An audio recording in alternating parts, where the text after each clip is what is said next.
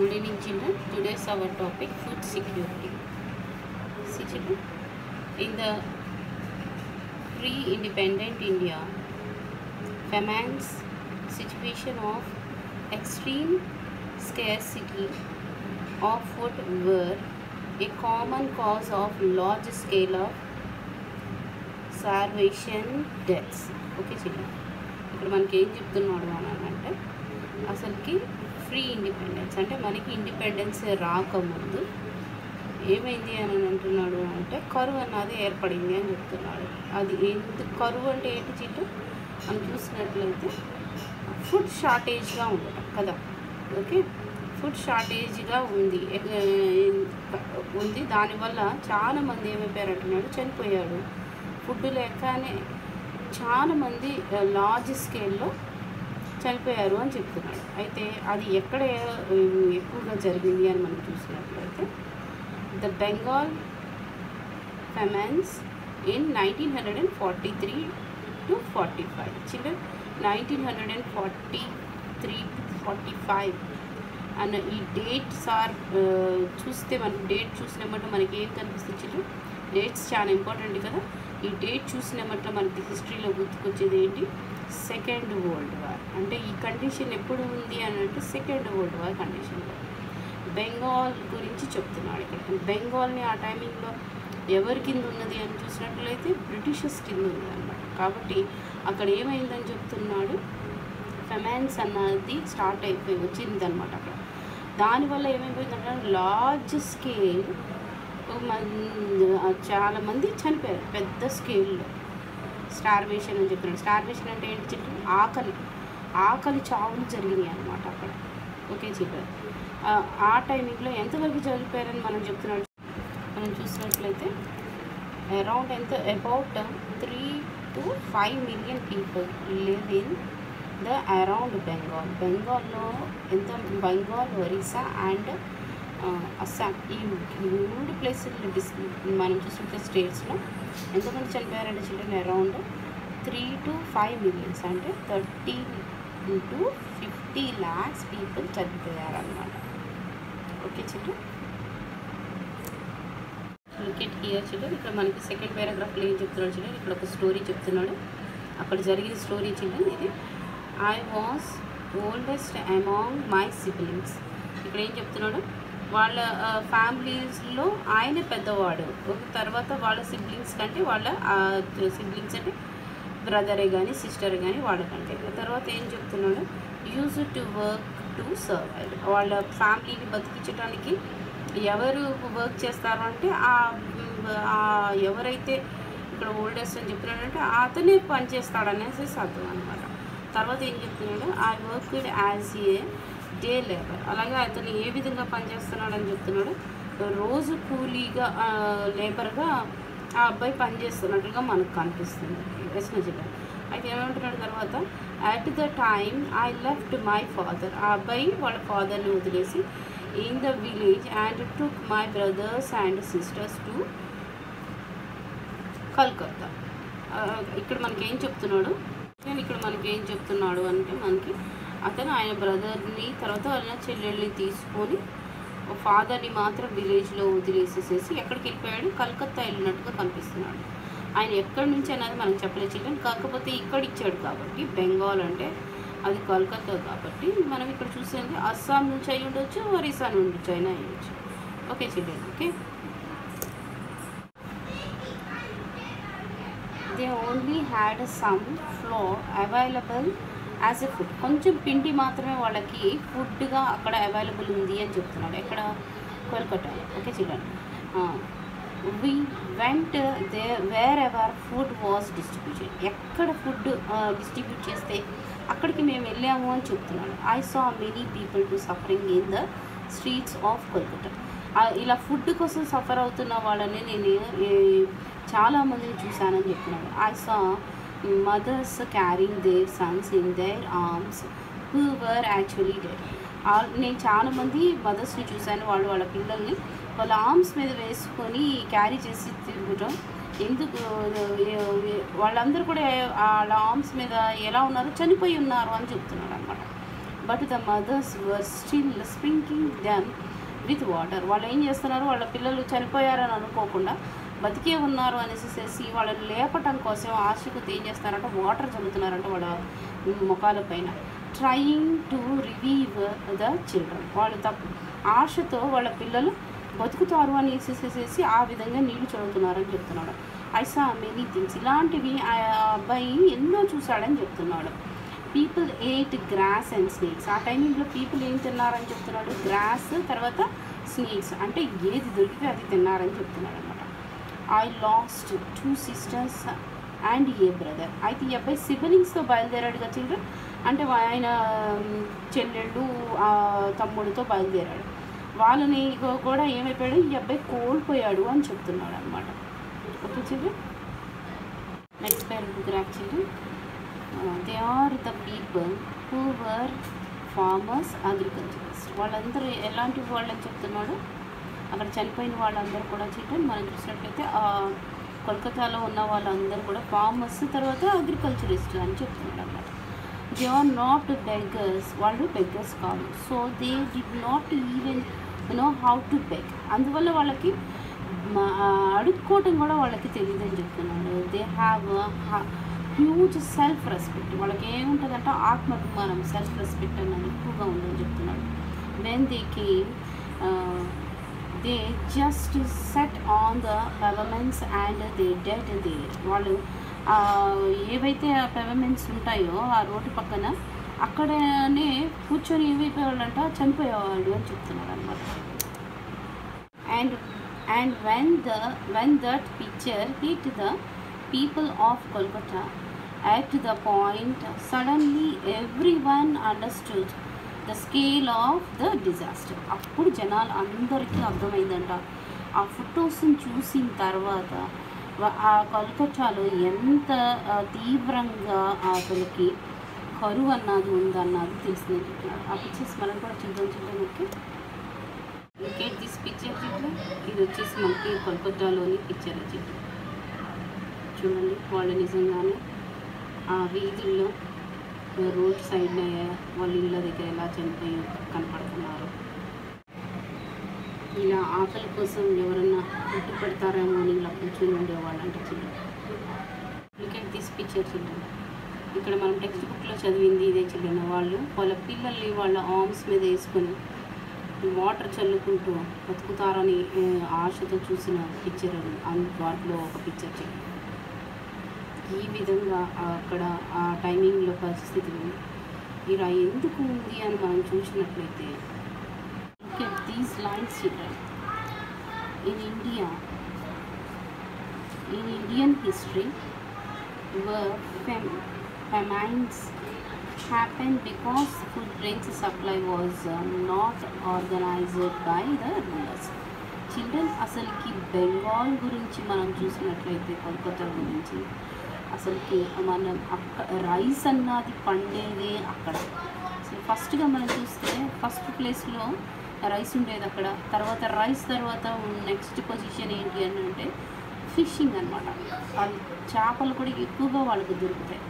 వాళ్ళ యొక్క ఫుడ్ ఏంటంటే అది. తర్వాత వచ్చేసి థర్డ్ ప్లేస్ వచ్చేసేసి వీట్ అనమాట. అలాంటి కండిషన్ ఉన్న దాంట్లో మన ఇండియా మొత్తంలో కూడా ఎక్కువగా రైస్ని ప్రొడ్యూస్ చేసే ఏరియా ఏది అని అంటే బెంగాల్. అలాంటి ప్లేస్లోనే ఇంతగా ఫుడ్ షార్టేజ్ ఉందంటే కారణం ఏంటి అని మనం చూసినట్లయితే సెకండ్ వరల్డ్ వార్ అన్నమాట. ఈ సెకండ్ వరల్డ్ వార్ టైమింగ్లో మొత్తం ఫుడ్ గ్రెయిన్స్ అన్నీ కూడా ఎక్కడికి అంటే ఎవరైతే వార్ చేస్తున్నారో ఆ ఆర్మీ ప్లేసెస్కి ట్రాన్స్ఫర్ అయ్యి వెళ్ళిపోయింది అన్నమాట. అలాగే చిల్డ్రన్ చాలా మంది కూడా తర్వాత ఏమైంది అని అంటే ఫుడ్ షార్టేజ్ అన్నది ఏర్పడిపోయింది. ఎప్పుడైతే ఫుడ్ షార్టేజ్ జరుగుతుందో దానికి తోడు అక్కడ ఉన్న అది అగ్రికల్చర్ ల్యాండ్, తర్వాత సీ కోస్టల్కి దగ్గరకు ఉన్న ల్యాండ్ కాబట్టి ఆడ ఎక్కువ ట్రేడ్ జరుగుతుంది. ఆ ట్రేడ్ జరుగుతుంది, ఇండస్ట్రీస్ ఉన్నాయి కాబట్టి ఏమైపోయింది, చాలామంది మైగ్రేట్ అయిపోయి ఎక్కువగా కోల్కతాలోనే ఉండేవాళ్ళు అన్నమాట. దానివల్ల ఏమైపోయింది అంటున్నాడు, అక్కడున్న ప్లేస్ తక్కువ, ఉండే పాపులేషన్ ఎక్కువ.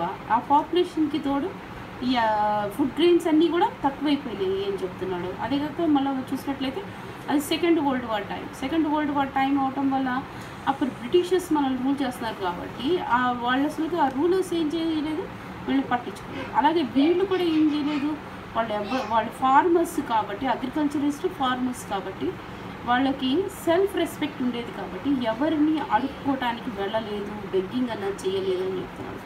అలా బెగ్గింగ్ చేయకుండా ఎవరికి చెప్పకపోవటం వల్లనే ఇలాంటి సిచ్యువేషన్ అక్కడ జరిగింది. దానివల్ల ఎంతోమంది చనిపోయినట్లు కూడా మనకు కనిపిస్తుంది. అలాగే చిల్డ్రన్ అసలుకి ఇలాంటి పరిస్థితిని ఇంకా మనకి ఏ విధంగా చెప్తున్నాడో కూడా చూద్దాం. ఓకే, అలాగే మనం చూసినట్లయితే ఇలాంటి సిచ్యువేషన్లో చేయవలసింది ఏంటి అంటే stock or supply would have been bought from other region నుంచి తీసుకొచ్చి వాళ్ళకి పెట్టాలి కదా చిల్డ్రన్. కానీ అలా పెట్టడానికి పెట్టలేదు అని చెప్తున్నాడు. ఎందుకు అలా జరగలేదు అని అంటే మనం ఇక్కడ చూసినట్లయితే చిల్డ్రన్ ఇది ఎప్పుడు కండిషన్ 1943 to 1945 ఆ టైమింగ్లో బ్రిటన్ వచ్చేసేసి మనకి సెకండ్ వరల్డ్ వార్లో ఉన్నట్టుగా కనిపిస్తుంది. ఇంకొకటి వచ్చేసి 45 అంటే హిరోషిమా నాగసాకి మీద యుఎస్ఏ బాంబుని డ్రాప్ చేసిన టైం కదా చిల్డ్రన్. కాబట్టి వాళ్ళ యొక్క ఫోర్స్ అంతా కూడా దేని మీద పెట్టినట్టుగా కనిపిస్తుంది, మనకి వార్ మీదే పెట్టారు. కాబట్టి ఇలాంటివి ఏమీ జరగకపోవటం వల్ల ఇంతటి సిచ్యువేషన్ మనకి కోల్కతాలో కనిపిస్తుంది. అయితే ఇక్కడ ఏం చెప్తున్నారు చూడండి, by the time of Indians independence. అయితే ఇండిపెండెన్స్ వచ్చిన తర్వాత ఇండియన్ గవర్నమెంట్ ఏం చేసిందో చెప్తున్నారు. Okay, look here children, ration shops, తర్వాత anganwadis children very important, and mid day meals. ఈ 3 పాయింట్స్ ఈ పారాగ్రాఫ్లో ఇంపార్టెంట్ అయినవి. ఇవి మనకి ఇండిపెండెన్స్ వచ్చిన తర్వాత మన ఇండియన్ గవర్నమెంట్ చేసిన ఏంటి అని మనం చూసినట్లయితే ఏం చేసినట్లు ఫుడ్ గ్రెయిన్స్ అన్నింటినీ డిస్ట్రిబ్యూట్ చేసింది.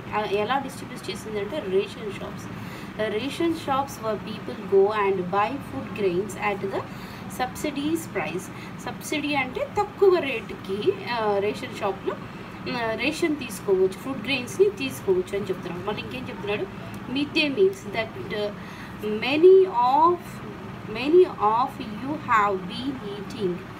చాలా మందికి తినడానికి ఫుడ్ మిడ్ డే మీల్ ఇచ్చేవాళ్ళని చెప్తున్నాడు. తర్వాత వచ్చేసి అంగన్వాడీస్ అని చెప్తున్నాడు చూడండి, where young children are taken care of children. ఈ ఎవరికి యంగ్ చిల్డ్రన్ అని చూస్తే చిల్డ్రన్ ఇక్కడ నేను చెప్తున్నా చూడండి చిల్డ్రన్ 0 to 5 years.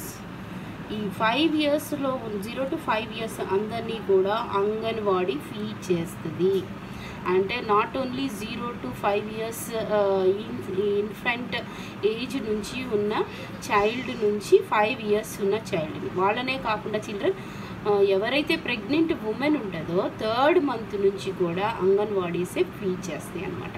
ఇప్పుడు మనకి దగ్గర ఉన్న అంగన్వాడీస్ చేసేవి ఏవి అని అంటే ఇవే. ఓకే, తర్వాత వచ్చేసేసి మనకి రేషన్ గురించి చెప్తున్నాడు. రేషన్ కూడా ఈ ఫుడ్ గ్రెయిన్స్ అప్పటి కాలం నుంచి స్టార్ట్ అయిందనమాట. ఇలా ఎవ్వరు కూడా స్టార్వేషన్ ద్వారా ఆకలి చావులు అన్నవి ఇండియాలో ఉండకూడదని ఈ రేషన్ షాప్స్ అన్నవి స్టార్ట్ చేశారనమాట.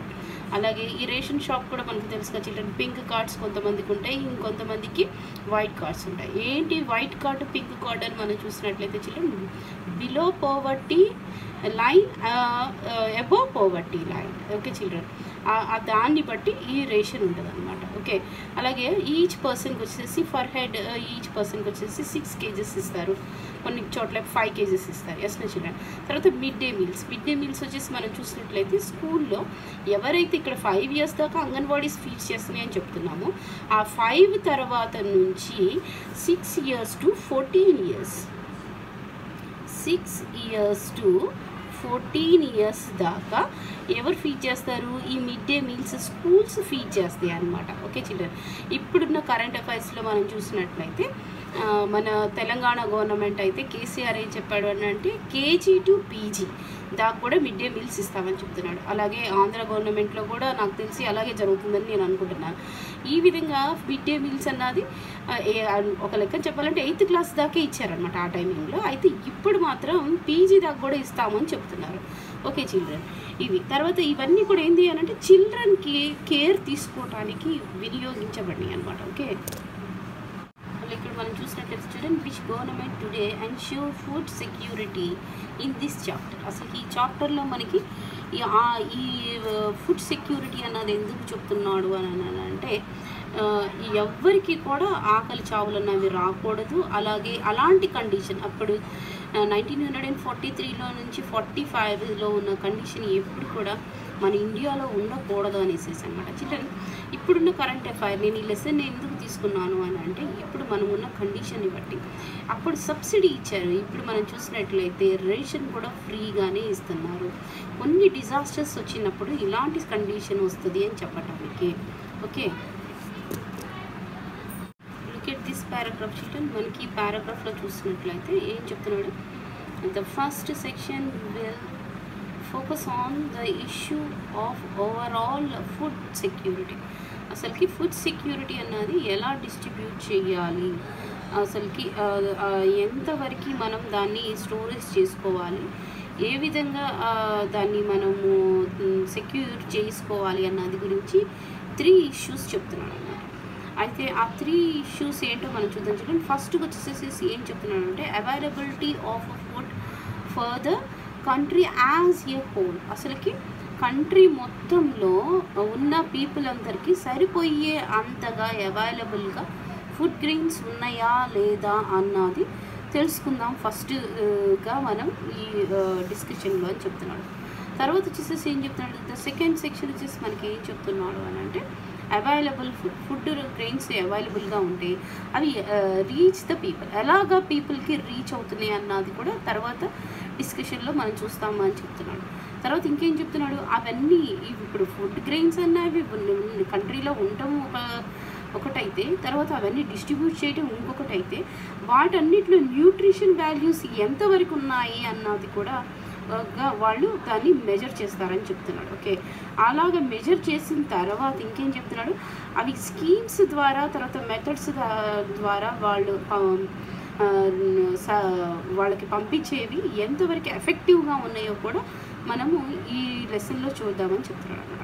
మెయిన్గా వచ్చి ఈ 3 పాయింట్స్ మీదే ఈ యొక్క లెసన్ బిల్డ్ అయ్యి ఉంది చిల్డ్రన్. ఓకే,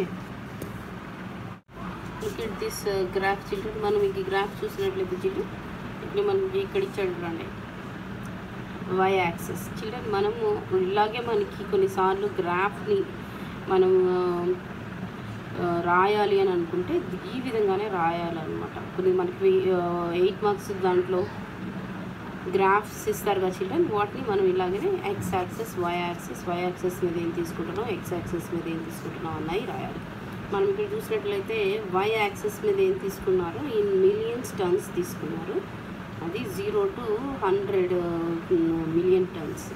అలాగే చిల్డ్రన్ మనకి 0 to ఎక్స్ యాక్సెస్ మీద ఏం తీసుకున్నారు అని మనం చూసినట్లయితే ఇయర్స్ తీసుకున్నారు. ఆ ఇయర్స్ కూడా మనం చూసినట్లయితే 1970s నుంచి 2011 ఇయర్ దాకా తీసుకున్నారు. దాని మీద ఏం తీసుకున్నట్టు కనిపిస్తుంది చిల్డ్రన్, ఫుడ్ గ్రెయిన్స్ తీసుకున్నట్టు కనిపిస్తుంది కదా, paddy, wheat, jowar and oil seeds. Okay children, అయితే మనం దీని గురించి డిస్కస్ చేద్దాం. ఓకే, ఇక్కడ మనం చూసినట్లయితే ఇక్కడ ఏమంటున్నాడు, the food grains production has grown over the period 1970 to 71 to ఎంతవరకు గ్రాఫ్లో తీసుకున్నాడు అని చెప్తున్నాడు. అంటే ఏంటి, ఈ ఫుడ్ గ్రెయిన్స్ ప్రొడక్షన్ 1971 నుంచి అంటే ఇక్కడ మనకు ఉంది కదా, ఇక్కడ నుంచి ఎంతవరకు తీసుకున్నాడు అని అంటే దీని మీద స్కేల్ ఎంతవరకు ఉంది, లాస్ట్ వచ్చేసి 2010-11 వరకు ఉంది. కాబట్టి మనం ఆన్సర్ ఇక్కడ ఇస్తాం. ఇదే విధంగానే మనం కూడా అక్కడ డిస్కషన్లో కూడా రాయాల్సి ఉంటుంది. ఓకే, తర్వాత వచ్చేసి చిల్డ్రన్ మనం చూసినట్లయితే పాడి production increased from about 40 million tons in 1970 to 71 to about dash turns అని అడుగుతున్నాడు. మనకి ఇక్కడ చూసినట్లయితే పాడి వచ్చేసి ఏ కలర్ ఇచ్చాడు చూడండి, బ్లూ కలర్ ఇచ్చాడు. కాబట్టి బ్లూ కలర్ మనకి ఇక్కడ కనిపిస్తుంది.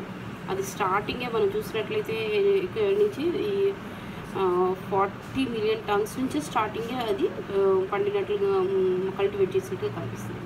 అది ఎప్పుడు చిల్డ్రన్ 1970sలో కనపడుతుంది. అది అక్కడి నుంచి 2010 to 11 దగ్గరికి మనం చూసినట్లయితే చిల్డ్రన్ ఇది 90 నుంచి 100 స్కేల్లో కనిపిస్తుంది. అంటే ఈ 10 స్కేల్లో ఇది మనం చూసినట్లయితే 96 నుంచి 98 దాకా ఉండొచ్చు. కాబట్టి నేను ఇది ఆన్సర్ ఇచ్చాను. Okay children.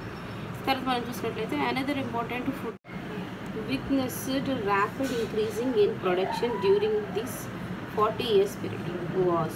ఈ 40 years పీరియడ్లో మనం చూసినట్లయితే ఈ వీటితో అదే పాడితో పాటు ఏది ఇంక్రీజ్ అయ్యింది అని మనం చూసినట్లయితే ఏది కనిపిస్తుంది చిల్డ్రన్?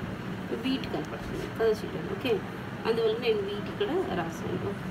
తర్వాత ఇంకా మనం చూసినట్లయితే మనం ఇక్కడ చూస్తున్నాం ఇది వచ్చేసి మనకి పాడి కనిపిస్తుంది, ఇది వీట్. కాబట్టి దాంతోపాటు అది సేమ్ స్కేల్లో పెరిగింది ఏది కనిపిస్తుంది మనకి? వీట్. కాబట్టి ఇక్కడ వీట్ అని రాస్తాం. ఓకే, నెక్స్ట్ మనం చూసినట్లయితే చూడండి, కంపేర్డ్ టు పాడి and wheat the production of dash did not increase during the 1970s to 2011. ఆ టైమింగ్లో వీటితో పాటు ఏది ఇంక్రీజ్ అవ్వలేదు అని చెప్తున్నాడు. ఏది ఇంక్రీజ్ అవ్వలేదు అని అంటే మనం చూసినట్లయితే గ్రీన్ కలర్లో ఉన్నది. గ్రీన్ కలర్లో వచ్చేసేసి జవార్ మీద, కాబట్టి మనం వచ్చేసాం. ఓకే, తర్వాత వచ్చేసేసి ఏం చెప్తున్నాడు? This could be due to dash. అసలుకి అది ఎందుకు పండు ఉండకపోవచ్చు అనేసి మనం అనుకుంటే అది వచ్చేసి డ్రై ల్యాండ్ అయ్యి ఉండొచ్చు. కాబట్టి అది పండలేదని చెప్పుకోవచ్చు, ఎందుకంటే డ్రై ల్యాండ్స్లో ఈ జవార్ అనేవి వేస్తారు కాబట్టి. ఓకే, ఇదే చిల్డ్రన్ మనకి గ్రాఫ్స్ ఈ విధంగానే మనం రాయాల్సి ఉంటుంది. Okay, in this graph important one వచ్చేసేసి ఇదే చిల్డ్రన్. ఏం చెప్తున్నాడు ఇక్కడ చూడండి, read again the section on land and other natural resources in chapter 9 గురించి చెప్తున్నాడు. ఆ చాప్టర్ 9లో మళ్ళీ ఇంకేం చెప్తున్నాడు మనకి? What are the possibles ways to increasing production of crops from land. ఇక్కడ మనకి 9th చాప్టర్ అంటే అది ఏంటి అని అంటే రాంపూర్ విలేజ్ కదా చిల్డ్రన్. ఆ రాంపూర్ విలేజ్లో మనం వచ్చేసి చూసినట్లయితే అక్కడ ఎకనామిక్గా అసలుకి న్యాచురల్ రిసోర్సెస్ దగ్గర ఏ విధంగా ప్రొడక్షన్ అన్నది ఇంక్రీజ్ చేశారని అడుగుతున్నాడు. మనం చూసినట్లయితే చిల్డ్రన్ అక్కడ 90% ఏంటి అని అంటే ఒక స్టోరీ ఇచ్చాడు. ఆ స్టోరీస్లో ఫాదర్ తర్వాత తనకి 3 sons ఉన్నారు.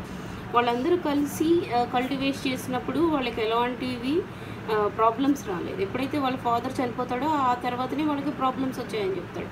తర్వాత వచ్చేసేసి స్మాల్ ఫార్మర్, తర్వాత బిగ్ ఫార్మర్, వాళ్ళిద్దరికి వేరియేషన్ చెప్తున్నాడు కదా చిల్డ్రన్. కానీ చిల్డ్రన్ దాంట్లో మొత్తానికి చెప్పింది ఏంటి అని అంటే ఒకవేళ అది మరీ ముఖ్యంగా ఫాదర్ ఉన్న టైమింగ్లో వాళ్ళ ల్యాండ్ ఒకవేళ ఫర్ ఎగ్జాంపుల్ ఈ 3 acres ఉంటే ముగ్గురు ఒక్కొక్క ఎకర్ని తీసుకుంటే దానివల్ల ఏమైందంటున్నాడు, తర్వాత వాళ్ళ ఫాదర్ చనిపోయిన తర్వాత ఈ ఒక్కొక్క ఎకర్తో వాళ్ళు వాళ్ళ లైఫ్ని లీడ్ చేయలేకపోయారు అని చెప్పాడు. అయితే ఇలాగ లీడ్ చేయాలంటే ఏం చేయాలి? మళ్ళీ వీళ్ళు 3 members కంబైన్గా దాన్ని కల్టివేట్ చేసి వాళ్ళు ఇది చేసుకుంటే మళ్ళీ వాళ్ళ ప్రాబ్లమ్స్ ఉండవని చెప్తున్నాడు. అదేవిధంగానే ఇండియన్ మొత్తం ఎకానమీ కూడా అగ్రికల్చర్లో ఎక్కువ డెవలప్మెంట్ రావాలి అంటే ఏం చేయాలి అని అంటే for example 100% of the land ఒక విలేజ్లో ఉంది అని అంటే ఆ విలేజ్లో ఉన్న ల్యాండ్స్ అన్నిటినీ చిన్న చిన్న bits, small farmer, big farmer, అలాగా అన్ని బిట్స్ని కలిపి చిల్డ్రన్ 100% ఆఫ్ ల్యాండ్ని ఏం చేయాలంటే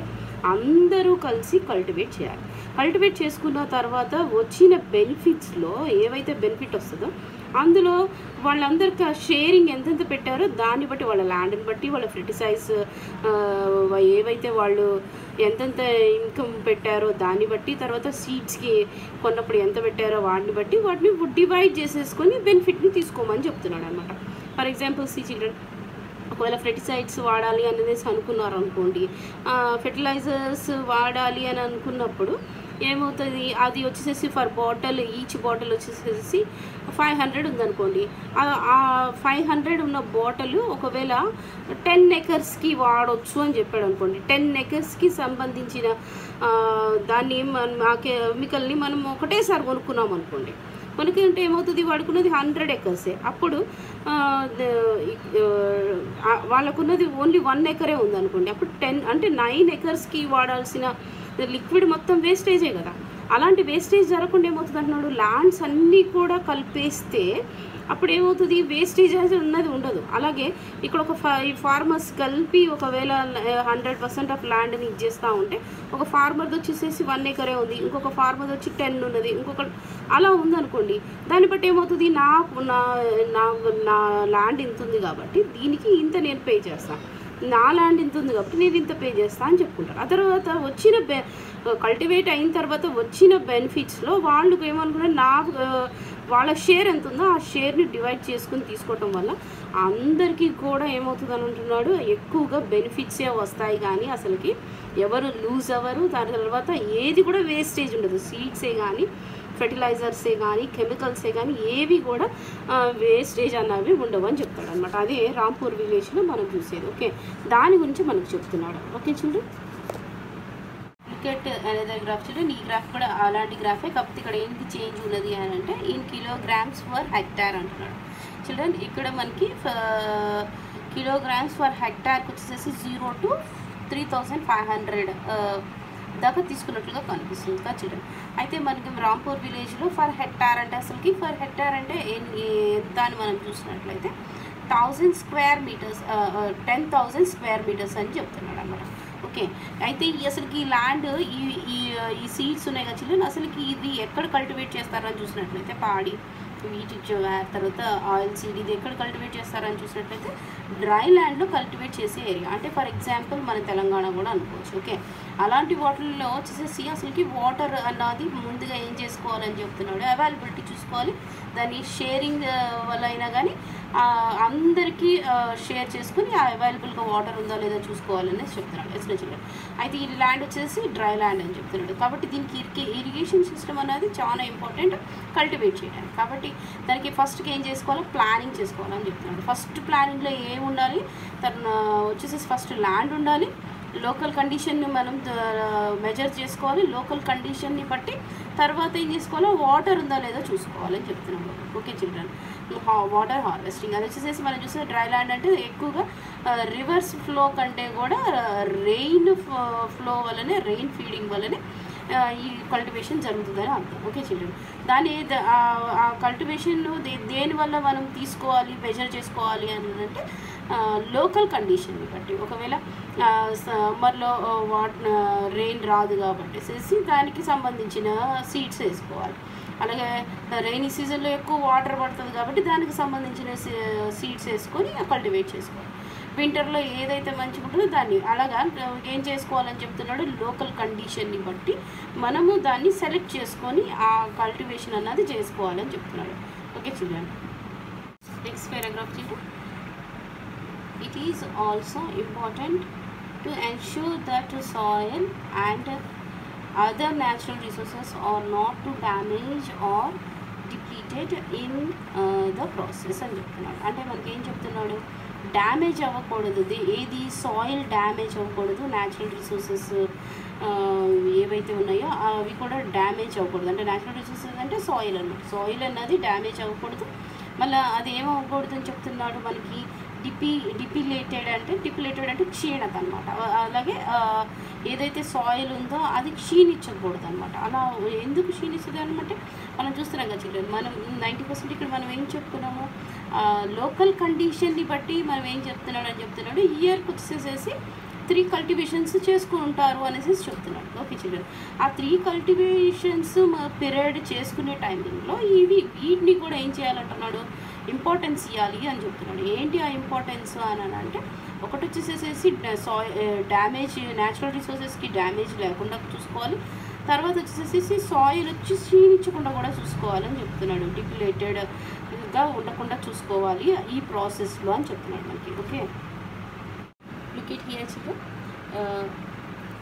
rice and wheat are cultivated in India. ఇండియాలో మనకి ఎక్కువగా కల్టివేట్ చేసేది ఏంటి అగ్రికల్చర్ ఫీల్డ్లో అని మనం చూసినట్లయితే రైస్ అండ్ వీట్. అయితే ఈ రైస్ అండ్ వీట్ చేసేటప్పుడు ఏమవుతుందని చెప్తున్నాడు, ఇంటెన్సివ్ అండ్ అన్సైంటిఫిక్ అప్లికేషన్. ఆ అన్సైంటిఫిక్ అప్లికేషన్లో ఏవి ఎక్కువ వాడతామని చెప్తున్నాడు, కెమికల్ ఫెర్టిలైజర్స్, తర్వాత ఇన్సెక్టిసైడ్స్ అంటున్నాడు. అంటే ఇన్సెక్ట్ కిల్లింగ్ స్ప్రేస్ అనమాట, పురుగుల మందు అంటారు కదా అవి. అవి ఎక్కువగా వాడటం వల్ల ఏమవుతుందని చెప్తున్నాడు, ఈ ల్యాండ్ యొక్క డ్యామేజ్ అనేది జరుగుతుందని చెప్తున్నాడు. ఓకే చిల్డ్రన్, ఈ డ్యామేజ్ అనేది జరగకుండా ఉండేటట్టుగా మనం చూసుకోవాలని చెప్తున్నాడు.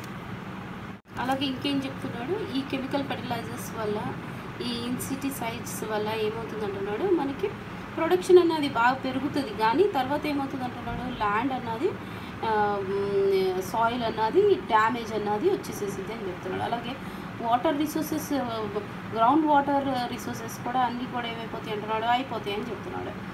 ఎందుకంటే మనం ఎక్కువగా ఇది డ్రై ల్యాండ్ కాబట్టి ఇది ఏం వాడతాం చిల్డ్రన్, బోర్స్ వాడతాం కదా, ఆ బోర్స్ వాడతాం. తర్వాత tank system, water feeding, rain feeding వల్ల వాటర్ని ఇస్తాం. కాబట్టి ఇది రెయిన్ ఫీడింగ్ లేకపోతే ఏం చేస్తాము, గ్రౌండ్ వాటర్ రిసోర్సెస్ వాడుతున్నాం. దీనివల్ల ల్యాండ్ అంతా ఏమైపోతుంది అని చెప్తున్నాడు, డ్రైగా ఇంకా అసలుకే డ్రై ల్యాండ్ ఇంకా డ్రైగా మారితే డెజర్ట్గా టర్న్ అయిపోతుంది అనేసి చెప్తున్నాడు అనమాట.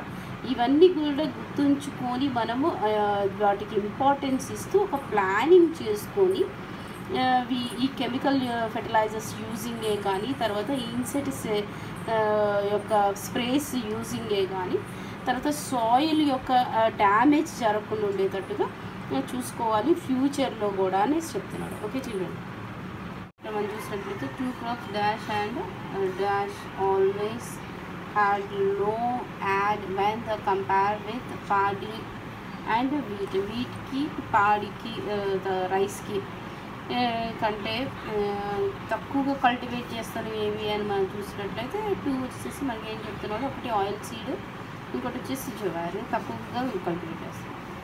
ఎందుకు అనేసి మనకి ఇక్కడ ఏమైనా అడుగుతున్నాడు, ఎందుకు అసలుకి జవార్ని ఇంక్రీజ్ చేయాలి అని అంటే, ఎందుకు అటెన్షన్ దాని మీద ఇవ్వాలి అని అంటే, దీనికి వాటర్ ఎక్కువ అవసరం లేదు కాబట్టి. ఓకే చూడండి, డ్రై ల్యాండ్కి సరిపడ్డ కల్టివేషన్ చేయగలిగిన సీడ్ ఏదంటే ఈ జవార్ అనమాట. తర్వాత మనకు వచ్చేసి ఇక్కడ ఏం చెప్తున్నాడు, ఇప్పుడు ఇంక్రీజింగ్ మనం ఎక్కువగా కంట్రిబ్యూట్ చేస్తాను ఇంక్రీజింగ్ ద గ్రోత్ ఆఫ్ పాడి and wheat at over the long period. ఎందుకు ఎక్కువగా ఈ రైస్ని తర్వాత వీటిని కల్టివేట్ చేయడానికి చూపిస్తున్నారు, ఇంపార్టెన్స్ ఎందుకు ఇస్తున్నారు అని అంటే, అందరూ ఎక్కువగా మన ఏరియాలో రైస్ని తర్వాత వీటిని ఎక్కువగా ఫుడ్ గ్రెయిన్స్కి తీసుకుంటారు కాబట్టి, అందువల్ల ఏం చేస్తున్నారు, ఎక్కువగా వీటికి డిమాండ్ ఉంది కాబట్టి వీటిని ఎక్కువగా కల్టివేట్ చేస్తున్నారు. కానీ వీటిని కల్టివేట్ చేయడం వల్ల ఏమవుతుందని చెప్తున్నాడు, ప్రాబ్లం వస్తుంది. ఎందుకు ప్రాబ్లం వస్తుందంటే వీటికి ఎక్కువ వాటర్ కావాలి. ఫర్ ఎగ్జాంపుల్ నేను కొన్ని పిక్చర్స్ చూపిస్తాను, చూడండి. దిస్ పిక్చర్ చూడండి. ఈ పిక్చర్లో మనం చూసినట్లయితే ఏం కనిపిస్తుంది, ఇది వచ్చేసేసి పాడి అనమాట, అంటే రైస్ కల్టివేషన్. అసలు రైస్ మొత్తం కూడా వాటర్లోనే సోక్ అయిపోయి ఉండాలి, అంత వాటర్ ఉంటేనే రైస్ కల్టివేషన్ అన్నది జరుగుతుంది. అలాగే వీటికి కూడా చిల్డ్రన్, వీటికి ఇంత అవసరం, వాటర్ ఇంత అవసరం ఉండదులే, కానీ దానికి కూడా కూల్ వెదర్ కావాలి, తర్వాత వాటర్ కూడా దానికి కూడా ఎక్కువగానే పడుతుంది అనమాట. కానీ అదే మనం ఇది చూడండి చిల్డ్రన్, జవార్కి వచ్చేసి మనం చూసినట్లయితే ఎలా ఉంది, ఇక్కడ అంత ల్యాండ్ డ్రైగానే ఉంది చూసారా, అంటే దీనికి ఎక్కువ వాటర్ పట్టదు. కాబట్టి దీన్ని కూడా కల్టివేట్ చేసుకుని ఇట్లాంటి వాటి వల్ల కూడా మనం ప్రాఫిట్స్ పొందొచ్చు అని చెప్తున్నాం అనమాట.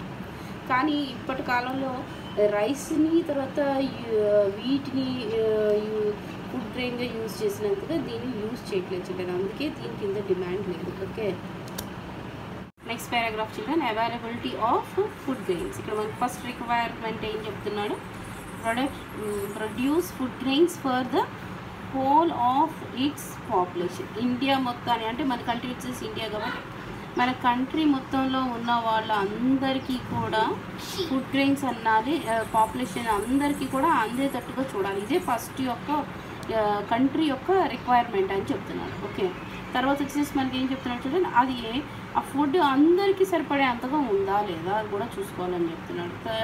ఇక్కడ ఏం చెప్తున్నాడు చూడండి, this means that for a person per capita availability of food grains in the country అని చెప్తున్నాడు. అంటే ఇప్పుడు ఫర్ హెడ్ ఉంటుంది కదా చూడండి, ఫర్ హెడ్ అంటే పర్ పర్సన్ అంటే ప్రతి ఒక్కళ్ళు ఇప్పుడు ఫర్ ఎగ్జాంపుల్ ఒక ఫ్యామిలీ ఉందనుకోండి, ఫ్యామిలీలో వచ్చేసి ఫాదర్, మదర్, తర్వాత 2 చిల్డ్రన్ అనుకోండి, అంటే 2 చిల్డ్రన్ని కూడా మెజర్ చేసుకోవాలి. అంటే 4 మెంబర్స్కి ఎంత ఫుడ్ అవైలబిలిటీ కావాలి అన్నది, మళ్ళీ ఎన్ని ఫ్యామిలీస్ ఉన్నాయి, అన్ని ఫ్యామిలీస్కి ఈ ఫుడ్ ఇస్తున్నామా లేదా అన్నది, మళ్ళీ ఇవ్వటానికి అంత అవైలబిలిటీలో ఫుడ్ గ్రెయిన్స్ ఉన్నాయా లేదా అన్నది చూసుకోవాలని చెప్తున్నాడు. అంటే ఒక ఫ్యామిలీకి ఎంత ఫుడ్ అసలు పడుతుంది, ఆ ఫ్యామిలీకి ఫుడ్ ఇంత పడితే అలాగే ఎంతమంది ఫ్యామిలీస్ మన కంట్రీలో ఉన్నాయి, అప్పుడు ఎన్ని ఫ్యామిలీస్కి ఎంత ఫుడ్ అన్నది మనం ప్రోడక్ట్ అన్నది ఇంక్రీజ్ చేసుకోవాలి. అంత ఇంక్రీజ్ అయిన దాంట్లో ఫుడ్ గ్రెయిన్స్ అందరికీ సరిపోతున్నాయా లేదా సప్లై కూడా చూసుకోవాలని చెప్తున్నాను. దాన్ని ఎలా మెజర్ చేస్తారో మనం నెక్స్ట్ పారాగ్రాఫ్ చూద్దాం children. Okay children, here children ఈ పారాగ్రాఫ్ చాలా ఇంపార్టెంట్ పారాగ్రాఫ్ చిల్డ్రన్. ఇక్కడ మనకి ఏం చెప్తున్నాడు, there is a difference between production and availability of food grains అని చెప్తున్నాడు. అంటే చిల్డ్రన్ ప్రొడక్షన్ అని అంటే మన ఇండియాలో ల్యాండ్ని బట్టి మనం కల్టివేట్ చేసేది ప్రొడక్షన్ ఎస్ చిల్డ్రన్. అలాగే అవైలబిలిటీ అని అంటే మన ఇండియాలో ఉన్న పాపులేషన్ మొత్తానికి కూడా ఫుడ్ అన్నది ఇవ్వటం అనమాట ఎస్ చిల్డ్రన్. అంటే ఈ రెండింటిని ఎంత పాపులేషన్ ఉందో అంతగా అవైలబిలిటీగా ఉండేటట్టుగా మనం ప్రొడ్యూస్ చేయగలుగుతామా అంటే ప్రొడ్యూస్ చేయలేము. ఎందుకంటే మనకి ఇండియాలో ఎంత ల్యాండ్ ఉందంటే అంతవరకు ప్రొడ్యూస్ చేయగలుగుతాం, కానీ అవైలబిలిటీ ఆఫ్ ఫుడ్ గ్రెయిన్స్ అన్నవి పాపులేషన్ అందరికీ సరిపడాగా అవైలబిలిటీ చేయలేము. చేయకపోవటం వల్ల మనం ఏం చేయాలి మరి అనేసి మనం చూస్తుంటాం చిల్డ్రన్. ఫర్ ఎగ్జాంపుల్ మన ఇండియాలో వచ్చేసి 25 crores ఫ్యామిలీస్ ఉన్నాయి. అన్ని ఫ్యామిలీస్లో మన జాయింట్ ఫ్యామిలీ, న్యూక్లియర్ ఫ్యామిలీస్ ఇవన్నీ ఉంటాయి కదా చిల్డ్రన్. అలాంటి ఫ్యామిలీస్ ఆ ఫ్యామిలీస్ అన్నిటికీ ఫీడ్ చేయాలి అని అంటే అంతగా ప్రొడక్షన్ లేనప్పుడు ఏం చేయాలని చెప్తున్నాడు ఇక్కడ మనకి ఇచ్చాడు చూడు చిల్డ్రన్. దాన్ని క్లియర్గా ఇచ్చాడు మనకి, availability of food grains for the year. దాన్ని ఎలా మెజర్ చేస్తారంటున్నాడు, ఫర్ ద ఇయర్ని బట్టి మెజర్ చేసుకుంటామని చెప్తున్నాడు. అప్పుడు అయితే చిల్డ్రన్ ఇక్కడ మనకి ఈక్వల్టీ ఇచ్చాడు. అంటే ఈ పారాగ్రాఫ్లో ఉన్నది మొత్తం కూడా equal to availability of food grains for the ఇయర్కి సంబంధించినవి అనమాట. ప్రొడక్షన్ ఉందన్నాడు, production of food grains during the ఇయర్లో వచ్చేసి ఆ ప్రొడక్షన్లో ఏవేవి ఇంక్లూడ్ అయ్యి ఉంటున్నాయి అంటున్నాడు. సీడ్, తర్వాత ఫీడ్ అంటే వాటికి దాణాలు అంటాం కదా చిల్డ్రన్, ఫెర్టిలైజర్స్, కెమికల్స్, వాటర్ ఏమైనా ఉంటాయి కదా అవి, తర్వాత వేస్టేజ్ అయిపోయిన తర్వాత ప్లస్ ఇంకా ఏమి దాంట్లో మనం తీసుకుంటామని చెప్తున్నాడు. ఎక్స్పోర్ట్ అండ్ ఇంపోర్ట్ ఈ రెండు కూడా కలిపి ఉంటాయని చెప్తున్నాడు. తర్వాత ఇంకేం చెప్తున్నాడు అంటే క్లోజింగ్ స్టాక్, అదే మనం ఏం చేసుకోవాలి మళ్ళీ నెక్స్ట్ ఇయర్కి మళ్ళీ కల్టివేట్ చేయడానికి కూడా కొన్ని సీడ్స్ని మనం దాచుకోవాలి చిల్డ్రన్, అది కూడా చెప్తున్నాడు. అండ్ ఓపెనింగ్ స్టాక్ వీటిని కూడా మనం దాచుకోవాలి. అంటే మనం నెక్స్ట్ ఇయర్ కోసం దాచుకునే కల్టివేట్ చేయడానికి ఫుడ్ గ్రెయిన్స్ ఉంచుకోవాలి. మళ్ళీ ఆ ఇయర్ మొత్తంలో ఉన్న ఫ్యామిలీస్ అన్నిటికీ ఫుడ్ ఇవ్వడానికి కూడా మనము ప్లాన్ చేసుకోవాలి. ఇవన్నీ కూడా అవైలబిలిటీకి సరిపడగా ఉండాలి అని అంటే మనం కొన్నిసార్లు ఇంపోర్ట్ చేసుకొనైనా తెచ్చుకోవచ్చు, తర్వాత ఎక్స్పోర్ట్ చేసుకొని ఎక్కువగా ఉంటే ఎక్స్పోర్ట్ అయినా చేయవచ్చు అనేసి చెప్తున్నాడు అనమాట. ఇది ఎలాగా అన్నది ఇక్కడ కింద చూద్దాం children. Here children availability of food grains for person for day ఇచ్చాడు చిల్డ్రన్. ఇక్కడ మనకి ఇయర్కి కనిపిస్తుంది, ఇక్కడ వచ్చేసి ఫర్ డేలో ఎంతవరకు ఇస్తామో అన్నదనమాట. ఇక్కడ వచ్చేసి ఈక్వల్ అవైలబిలిటీ ఆఫ్ ఫుడ్ గ్రెయిన్స్ని ఇంత అయితే సరిపోతాయి అని అనుకున్న దాన్ని బట్టి మెజర్ చేసి ఆ ఫుడ్ గ్రెయిన్స్ ఫర్ ద ఇయర్లో ఇంత అనేసి తర్వాత డివైడెడ్ బై పాపులేషన్ బై మళ్ళీ ఏం చెప్తున్నాడు చిల్డ్రన్ 365 days అని చెప్తున్నాడు. ఓకే చిల్డ్రన్, దీన్నే మనకి ఫర్ హెడ్ మన ఇండియాలో అయితే ఎంతవరకు ఇవ్వాలన్నది మనకి ఇక్కడ డిస్కషన్లో కనిపిస్తుంది చిల్డ్రన్. ఇక్కడ చూడండి చిల్డ్రన్, ఇక్కడ వచ్చేసి మనకి ఏం చెప్తున్నాడు, రూరల్ ఏరియాలో అయితే ఎన్ని క్యాలరీస్ ఫుడ్ ఇవ్వాలంటున్నాడు, 2400 క్యాలరీస్ ఫుడ్ ఇవ్వాలి అని చెప్తున్నాడు. అదే సిటీస్లో అయితే అర్బన్ ఏరియాలో 2100 క్యాలరీస్ ఫుడ్ ఇవ్వాలి. ఇంతగా ఆ మెజర్తో ఆ ఫుడ్ మనం ఇవ్వగలుగుతున్నామా లేదా అన్నది మొత్తాన్ని కూడా చూసుకొని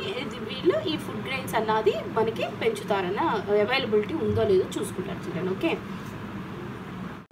ఆల్రెడీ 1971, 1991, 2001లో ఏ విధంగా అవైలబిలిటీ ఫుడ్ గ్రెయిన్స్ ఉన్నాయి, తర్వాత మనం ఎంతవరకు పెంచాము, స్టాక్ ఎంతవరకు మనం ఉంచుకున్నాము, స్టాక్ ఎక్కువగా ఉంటే మనం దాన్ని ఎక్స్పోర్ట్ కూడా చేయొచ్చు, లేకపోతేనేమో ఇంపోర్ట్ చేసుకోవచ్చు అన్నది చెప్తూ చిల్డ్రన్ మనకి ఈ ఎగ్జాంపుల్ ఇచ్చాడు. ఓకే, తర్వాత చాప్టర్ వచ్చేసి children availability of other food items అంటున్నాడు చిల్డ్రన్. దీని గురించి నేను నెక్స్ట్ క్లాస్లో ఎక్స్ప్లెయిన్ చేస్తాను చిల్డ్రన్. నా ఎక్స్ప్లెనేషన్ మీకు నచ్చినట్లయితే సబ్స్క్రైబ్ చేయండి, లైక్ చేయండి చిల్డ్రన్. అలాగే మీకు ఏమైనా డౌట్స్ ఉంటే నాకు మెసేజ్ చేయండి, నేను తప్పకుండా మీకు ఆన్సర్ ఇస్తాను. Okay children.